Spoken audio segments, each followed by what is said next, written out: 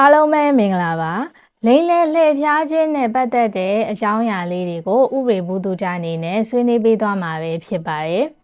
အလွဲသုံးစားမှုတွေလိမ်လည်မှုတွေမှာဆိုရင်တရားခံကမယိုးမဖြောင်းတဲ့သဘောနဲ့ပြုလုပ်ဖို့အတွက်လိုအပ်ပါတယ်မယိုးမဖြောင်းတဲ့သဘောနဲ့ပြုလုပ်ခဲ့ရဆိုပြီးတော့ကောက်ယူနိုင်မှာမဟုတ်ဘူးဆိုရင်ဒီတရားခံကိုပြစ်မှုကျူးလွန်နေဆိုပြီးတော့ဆိုလို့ရမှာမဟုတ်ပါဘူး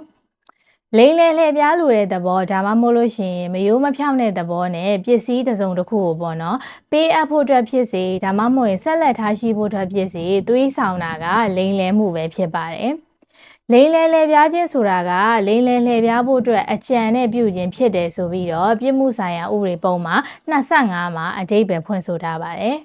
လိမ်လည်လှည့်ပြားခြင်းဆိုတာကသူတစ်ပါးပေါ်မှာမကောင်းတဲ့စိတ်စေတနာနဲ့ပြုလုပ်တာပဲဖြစ်ပါတယ်ပြစ်မှုကျူးလွန်မှုအတွက်ကိုပြစ်မှုကျူးလွန်တဲ့သူကပြစ်မှုမကင်းတဲ့စိတ်ရှိရမှာပဲဖြစ်ပါတယ်ပြစ်မှုမကင်းတဲ့စိတ်ဆိုတာကမယိုးမဖြောင်းတဲ့စိတ်ကိုဆိုလိုတာပဲဖြစ်ပါတယ်ပြစ်မှုဆိုင်ရာဥပဒေပုံမှာ24ရာဆိုရင်မယိုးမဖြောင်းခြင်းဆိုတဲ့နေရာမှာမတရားရယူစေရန်အကြံနဲ့ဒါမှမဟုတ်ရင်မတရားဆုံးရှုံးစေရန်အကြံနဲ့ဘယ်သူမှဆိုတဦးတယောက်သောသူကိုပြုလုပ်တာကိုဆိုလိုတာပဲဖြစ်ပါတယ်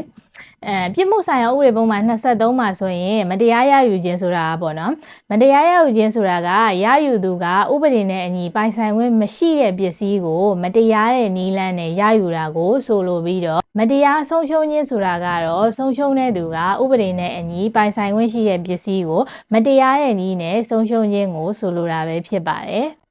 ဒါကတော့လိမ်လည်လှည့်ပြားခြင်းနဲ့ပတ်သက်တဲ့တည်တင်တည်ထိုက်တဲ့အကြောင်းအရာလေးတွေကိုဥပဒေဘူးသူကြအနေနဲ့ဆွေးနွေးပေးသွားတာပဲဖြစ်ပါတယ်အားလုံးကိုကျေးဇူးတင်ပါတယ်